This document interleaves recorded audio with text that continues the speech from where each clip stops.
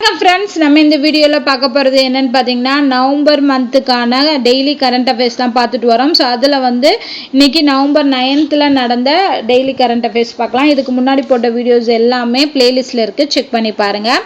இந்தியாவின் தானியங்கி வாகன பாகங்கள் உற்பத்தியில் தமிழ்நாடு எத்தனை சதவீதம் பங்கினை கொண்டுள்ளது? ஸோ தமிழ்நாடு மட்டும் எத்தனை % ஆஃப் பங்கு வந்து இந்த தானியங்கி வாகனங்கள், அதாவது ஆட்டோமொபைல் அந்த ஃபீல்டில் வந்து கொடுக்குது அப்படின்னு பார்த்தீங்கன்னா, டோட்டலாக 42% வந்து நம்ம தமிழ்நாடு அப்படின்னு சொல்கிறாங்க. இந்தியாவில் தானியங்கி வாகன பாகங்கள் உற்பத்தியில் தமிழ்நாடு மட்டுமே 42% வந்து கொடுக்குது அப்படிங்கிறது. அண்ட் இந்த வாகன விற்பனையாளர்கள் அமைப்புகளோட சங்க கூட்டமைப்பு வந்து நடந்திருக்கு. இது வந்து நம்ம தமிழ்நாட்டில் தான் இப்போ ரீசெண்டாக நடந்திருக்கு. அதுக்கு பேர் வந்து 2வது வியாபார் அப்படின்னு சொல்லக்கூடிய அந்த நிகழ்ச்சி. ஓகேவா? ஸோ இந்த கூட்டமைப்போட நிகழ்வு வந்து நம்ம தமிழ்நாட்டில் நடந்திருக்கு. அதுக்கு பேர் வந்து 2வது வியாபார் அப்படிங்கிறது. ஸோ இதோட தீம் என்னன்னு பார்த்தீங்கன்னா, from India's Detroit to it's digital destiny அப்படிங்கிறதான் இந்த வருட தீமாக இருந்திருக்கு. ஸோ இது நடந்தது தமிழ்நாடு. ஸோ தமிழ்நாடு வந்து 42% வந்து பங்களிப்பு கொடுக்குது தானியங்கி வாகனங்களில். அடுத்து, சூரிய மின்சக்தி கழிவுகளை மறுசுழற்சி செய்து பசுமை தொழில்துறை சார் வாய்ப்புகளாக மாற்ற இந்தியா தொடங்கிய முன்னெடுப்பு. ஸோ சூரிய மின்சக்தி உற்பத்தி செய்கிறதுலையும் வரக்கூடிய கழிவுகளை வந்து மறுசுழற்சி செய்ய முடியும் அப்படிங்கிறதுக்கான முன்னெடுப்பை வந்து இந்தியா எடுத்திருக்கு. அதுக்கு பேர் வந்து சன்ரைஸ். நல்லா ஞாபகம் வச்சுக்கோங்க. இது சூரிய மின்சக்தினால சன்ரைஸ்ன்னு வச்சுருக்காங்க இந்த மறுசுழற்சிக்கு பேர். அது மட்டும் இல்லாமல் இன்னொரு முன்னெடுப்பும் அறிமுகப்படுத்தியிருக்கு. அதுதான் வந்து OSOWOG. அதாவது இது என்னன்னா, one sun one world one grid. அதுதான் இதோட அப்ரிவேஷன். ஓகேவா? One sun one world one grid அப்படிங்கிறதான் இதோட அப்ரிவேஷன். இந்த முன்னெடுப்பையும் இந்தியா நடத்திருக்கு. இந்த முன்னெடுப்பு எதுக்காக அப்படின்னா, ஆசியா, மத்திய கிழக்கு, ஐரோப்பா, ஆப்பிரிக்கா இந்த நாடுகள் எல்லாமே வந்து பன்னாட்டு சூரிய மின்சக்தி இணைப்புகளை ஊக்குவிக்கணும் அப்படிங்கிறதுக்காக இந்தியா எடுத்த முன்னெடுப்பு தான் OSOWOG அப்படிங்கிற இந்த முன்னெடுப்பு. ஸோ இதுவுமே வந்து இந்த சன்ரைஸ் அப்படிங்கிறது தொடங்குனதோடு சேர்ந்து இதையுமே செஞ்சுருக்காங்க. அண்ட் இந்த சூரிய சக்திக்கான தொழில்நுட்பத்தை கற்றுக்கிறதுக்கு வந்து உருவாக்கப்பட்ட அகாடமி தான் வந்து ISA அப்படிங்கிற அகாடமி. ஓகேவா? இவங்க வந்து செயற்கை நுண்ணறிவு மூலமாக இயங்கக்கூடிய ஒரு தளத்தை வந்து இந்த ISA அகாடமி வந்து உருவாக்கி கொடுத்துருக்காங்க. ஸோ இதன் மூலமாக வந்து நிறைய நாடுகளுக்கு மின்சக்தி எப்படி உற்பத்தி செய்கிறது அண்ட் அதோட கழிவுகள் எப்படி மறுசுழற்சி செய்வது அப்படிங்கிற எல்லா டெக்னாலஜி சார்ந்த விஷயங்களையுமே இந்த ISA அப்படிங்கிற அகாடமி வந்து வழங்குறாங்க. ஓகேவா? அண்ட் இப்போ தற்போது பார்த்தோம் அப்படின்னா, சர்வதேச சூரிய மின்சக்தி கூட்டணியில் 125 நாடுகள் வந்து உறுப்பினர் நாடுகளாக இருக்காங்க. அது மட்டும் இல்லாமல் அவங்க வந்து சூரிய மின்மயமாக்குதல் இது எல்லாத்தையுமே நாங்கள் பண்ணுறோம் அப்படிங்கிறதையும் கையொப்பமிட்டிருக்காங்க இந்த 125 நாடுகளும். ஸோ அதுக்காக இந்தியா எடுத்த முன்னெடுப்பு தான் இந்த சன்ரைஸ் OSOWOG அப்படிங்கிற முன்னெடுப்பு. அடுத்து, 12வது ஏசியன் பாதுகாப்பு அமைச்சர்கள் சந்திப்பு ப்ளஸ் நிகழ்வு 2025 வந்து ஏசியன் பாதுகாப்பு அமைச்சர்கள் சந்திப்பு ப்ளஸ் நிகழ்வு அப்படிங்கிறத கொண்டு வந்திருக்காங்க. அதாவது Asian defence minister meeting plus அப்படிங்கிறது தான் இந்த மாநாடு, இந்த நிகழ்வு. இது வந்து எங்கே நடந்திருக்கு அப்படின்னு பார்த்தீங்கன்னா, மலேசியாவில் கோலாலம்பூரில் வந்து இந்த நிகழ்வு வந்து நடந்திருக்கு. அண்ட் அதாவது நம்ம இதில் வந்து பார்த்திங்கன்னா நம்ம இந்தியாவும் கலந்துருக்கு. அண்ட் இந்தியாவோட பாதுகாப்பு அமைச்சரும் இங்கே போய் எது சம்மந்தமாக பேசியிருக்காரு அப்படின்னு பார்த்தீங்கன்னா, reflection on 15 years of ADMM plus and charting the way forward அப்படிங்கிற தலைப்பில் வந்து நம்ம இந்தியாவை சார்ந்த பாதுகாப்பு அமைச்சர் அங்கே போய் பேசியிருக்காரு. ஸோ இது வந்து நடந்தது வந்து மலேசியா கோலாலம்பூரில். அடுத்து, G2க்கான உச்சி மாநாடு நடந்திருக்கு. ஸோ G2க்கான உச்சி மாநாடு நடந்தது வந்து தென்கொரியாவில் வந்து புசான் அப்படிங்கிற நகரில் தான் வந்து இந்த மாநாடு நடந்திருக்கு. ஓகேவா? ஸோ இதில் வந்து சைனாவோட அதிபரும் அமெரிக்க அதிபரும் வந்து சந்திச்சுக்கிட்டாங்க அப்படிங்கிறதையும் சொல்கிறாங்க.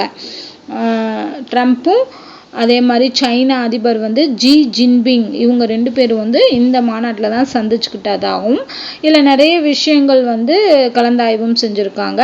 ஸோ மெயின் வந்து இதுதான் நடந்தது வந்து தென்கொரியா புஷான் அப்படிங்கிற நகரத்தில் நடந்திருக்கு. அடுத்து சாபஹார் அப்படின்னு சொல்லக்கூடிய துறைமுகத்தை இயக்குவதற்காக 2025ஆம் ஆண்டு அக்டோபர் 30ஆம் தேதி அன்று அமெரிக்கா வந்து இந்தியாவிற்கு 6 மாத தடை விலக்கு அளிச்சிருக்கு. ஸோ இந்தியாவுக்கு ஆல்ரெடி தடை கொடுத்துருந்துருக்காங்க இந்த துறைமுகத்தை இயக்கக்கூடாது அப்படின்னு. ஆனால் இப்போ வந்து ஒரு 6 மாதத்துக்கு வந்து அந்த தடையை வந்து விலக்குறோம் அப்படின்னு சொல்லி அமெரிக்கா சொல்லியிருக்கு. அது எந்த துறைமுகத்துக்கான தடை அப்படின்னு பார்த்தீங்கன்னா சாபஹார். இந்த சாபஹார் துறைமுகம் வந்து எந்த நாட்டில் இருக்குது அப்படின்னு கேட்டிருக்காங்க. ஸோ ஆன்சர் வந்து ஈரானில். ஸோ ஈரான் நாட்டில் தான் வந்து இந்த சாபஹார் துறைமுகம் இருக்குது. இதுக்கான அனுமதி தான் வந்து இப்போ கொடுத்துருக்கு. அது மட்டும் இல்லாமல் பாகிஸ்தானை தவிர்த்து இந்த விலக்கு வந்து கொடுத்துருக்காங்க அப்படின்னு சொல்கிறாங்க.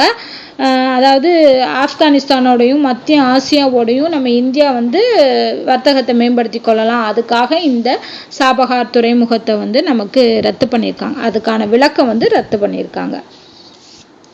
அடுத்து குறைந்த விலை மற்றும் குறைந்தபட்ச ஊடுருவல் கொண்ட தொடர்ச்சியான கண்காணிப்பு சாதனத்தை உருவாக்கிய நிறுவனம்.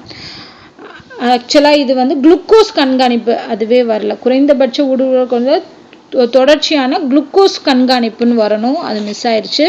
ஸோ உடலில் வந்து குளுக்கோஸ் கண்காணிப்பை கண்டுபிடிக்கிறதுக்கு அதுக்கான ஒரு சாதனத்தை, அதாவது வாட்ச் மாதிரியான ஒரு டிவைஸை வந்து உருவாக்கியிருக்காங்க. இது வந்து இந்த டயபெட்டிஸ் பேஷண்ட் இருக்காங்களே அவங்களுக்கு தான் ரொம்ப வந்து உதவியாக இருக்கும். ஏன்னா அவங்களுக்கு தான் குளுக்கோஸோட அளவு வந்து மாறிக்கிட்டே இருக்கும். ஸோ அதை தொடர்ந்து கண்காணிப்பதற்கான ஒரு டிவைஸை வந்து கண்டுபிடிச்சிருக்காங்க. அது யார் கண்டுபிடிச்சிருக்காங்கன்னு பார்த்தீங்கன்னா ஐஐடி மெட்ராஸ். அங்கே இருக்கக்கூடிய ரிசர்ச்சர்ஸ் தான் வந்து என்ன பண்ணியிருக்காங்க, குறைந்தபட்ச ஊடுருவல் இருந்தால் கூட தெரிகிற மாதிரியான ஒரு கருவியை வந்து கண்டுபிடிச்சிருக்காங்க. அடுத்து பயிர்களின் தகவமைப்பு மற்றும் உகந்த நடைமுறைகளுக்கான நிலையான கண்காணிப்பு மற்றும் நிகழ்நேர கண்காணிப்பை குறிக்கக்கூடிய திட்டம். ஸோ பயிர்கள் சார்ந்த ஒரு திட்டத்தை வந்து கொண்டு வந்திருக்காங்க. ஸோ இதுக்கு பேர் வந்து ஸ்மார்ட் கிராப் அப்படின்னு சொல்லக்கூடியது. அந்த திட்டத்துக்கு பேர் ஸ்மார்ட் கிராப். தகவமைப்பு மற்றும் அதுக்கான நடைமுறைகளை கண்காணிக்கக்கூடியது, அப்புறம் நிகழ்நேர கண்காணிப்பை குறிக்கக்கூடிய திட்டம் தான் இது. அண்ட் இந்த திட்டம் வந்து பார்த்தீங்க அப்படின்னா வந்து நிறைய இடங்களில் வந்து அமல்படுத்தப்பட்டிருக்கு. கர்நாடகாவில், அப்புறம் தெலுங்கானா, இந்த மாதிரியான இடங்கள்லையுமே ஸ்டேட்லையுமே சில இடங்களில் வந்து இந்த திட்டத்தை வந்து கொண்டு வந்திருக்காங்க அப்படிங்கிறத சொல்கிறாங்க. அந்த மட்டும் தெரிஞ்சா போதும். அடுத்து பாம்பாடும் சோலை தேசிய பூங்கா எங்கு அமைந்துள்ளது? ஸோ இந்த தேசிய பூங்கா வந்து அமைஞ்சிருக்கிறது எந்த இடம்னு கேட்டிருக்காங்க. கேரளாவில் அமைஞ்சிருக்கு. பாம்பாடும் தேசிய பூங்கா வந்து அமைஞ்சது வந்து என்னது, கேரளா. இங்கே வந்து நிறைய விஷயங்கள் இங்கே வந்து பண்ணுறாங்க. அதான் மெயினாக வந்து இந்த பூங்காவில் உள்ள புல்வெளிகளை மீட்டெடுக்கணும் அப்படிங்கிறத இப்போ ரீசண்டாக பண்ணிக்கிட்டு இருக்காங்க. ஸோ டிஸ்டோரேஷன் வந்து பண்ணுறாங்க. அதனால தான் இந்த தேசிய பூங்கா பற்றி நமக்கு தெரிய வருது. ஸோ பாம்பாடும் சோலை தேசிய பூங்கா எங்கே அமைஞ்சிருக்குன்னு கேட்டாங்கன்னா கேரளா. அடுத்து இந்தியாவோட அதிக மக்கள் தொகை கொண்ட மாவட்டம் அமைந்துள்ள மாநிலம் எது? ஓகேவா? ஸோ அதிக மக்கள் தொகை வந்து எங்கே இருக்காங்க அப்படின்னு பார்த்தோம் அப்படின்னா மேற்கு வங்காளத்தில் இருக்கக்கூடிய பகுதி, அதுவும் வந்து வடக்கு 24 பர்கானாஸ்ன்னு சொல்லுவாங்க.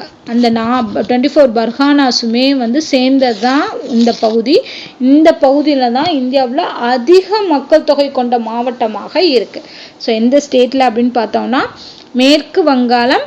அந்த மேற்கு வங்காளத்தில் உள்ள வடக்கு 24, அதாவது நார்த் 24 பர்கானாஸ் அப்படின்னு சொல்லுவாங்க இந்த பகுதியை. இந்த பகுதியில் தான் வந்து அதிக மக்கள் தொகை இருக்குது.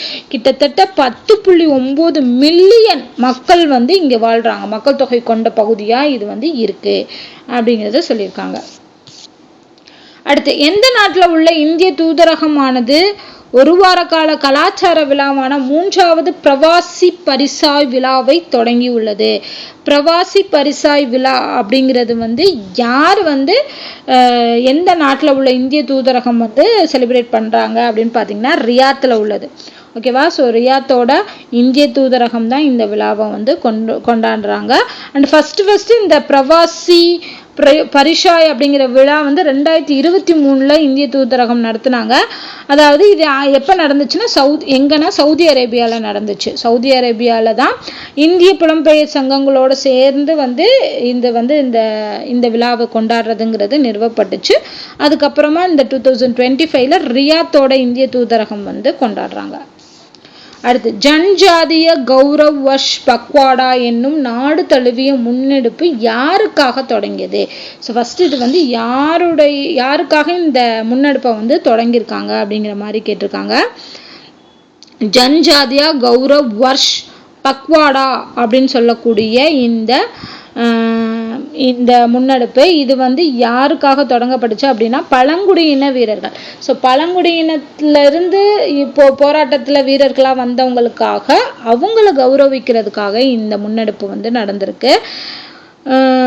இது வந்து அந்த பகவான் பிர்சா முண்டா இருக்காங்க இல்லையா, அந்த வீரரோட நினைவாக தான் இந்த முன்னெடுப்பை நடத்தியிருக்காங்க. ஸோ இதோட பார்த்தோம் அப்படின்னா இதில் வந்த 11 கேள்விகளுமே நவம்பர் 9 நடந்த கரண்ட் அஃபேர்ஸ் தான். ஸோ இதே மாதிரி டெய்லி கரண்ட் அஃபேர்ஸ் வீடியோ தொடர்ந்து பாருங்கள். இந்த வீடியோ உங்களுக்கு பிடிச்சிருந்தா லைக் பண்ணுங்கள், ஷேர் பண்ணுங்கள், மறக்காமல் நம்ம சேனலை சப்ஸ்கிரைப் பண்ணுங்கள். நன்றி.